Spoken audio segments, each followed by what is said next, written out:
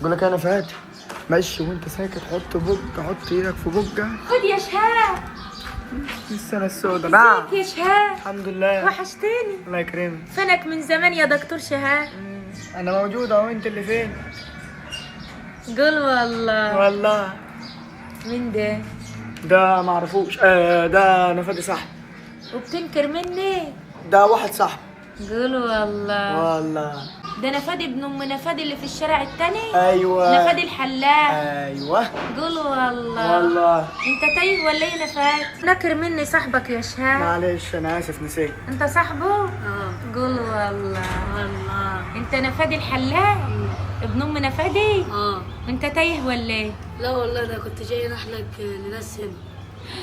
وما راحوش يحلقوا عندك في الدكان؟ لا مش الصلاة عشان كانت الصلاة وكده زحمة عشان بقى العيد. والعيد بقى كل سنة. الصلاة زحمة زحمة هنروح زحمة. هنلاقوا الصلاة ولا عايزكم. قول والله. والله. عملت كم مليون جنيه في البنك؟ يعني 10 مليون كده عشان في العيد. العيد بتاعك ب10 مليون. انت غليت الحلقة ليه يا نفادي؟ كل حاجة غيرة هتيجي علينا احنا.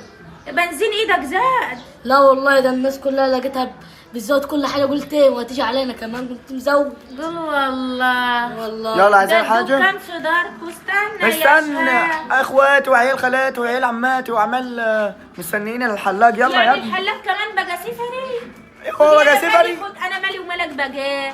ما تخلينا حدة نفادي. انا مالي ومال. ربنا يسترها خد علينا. يا فاتي. نفادي.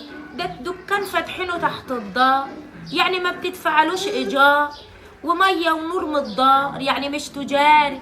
مغلي الاسعار ليه يا نفادي؟ مش قلت لي الحياة كلها غالية هتيجي علينا احنا. قول والله. والله. عملت كم مليون بقى؟ يعني حدود 5 مليون. 5 مليون. قول والله. والله ده حدود.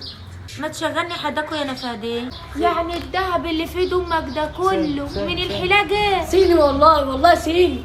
قول والله. والله. ان شاء الله ربنا يسعدك. بتعبوا الفلوس في شكاير يا نفادي. يلا بينا يلا يلا يا بينا. تستنى كم حلك في عيلتكم يا نفادي؟ والله ما في الا 3 4 كده. 3 4 كل واحد 5 مليون، يعني 20 مليون في السنة. يلا يا ابني، يلا يا ابني. استنى يا نفادي استنى اقول لك كده. استنى اما اقول. قولي. ده انتوا اصولا تعملوا نقابة الحلاقين بقى وتوظفوا عندكم ناس وتفتحوا شركات. الله يرحمك يا صاحبي كنت طيب. هتوحشني ايه يا هتوحشني. نفاد؟ مش اصولا تستثمروا فلوسكم اللي انتوا طالعين واكلين نازلين واكلين في كل العياد كده؟ اصل في العيد بس. وحشتني يا صاحبي. والعيد لما تدخلك في 5 مليون في عيدين في السنة، ده غير عيد اخواتنا المسيحيين.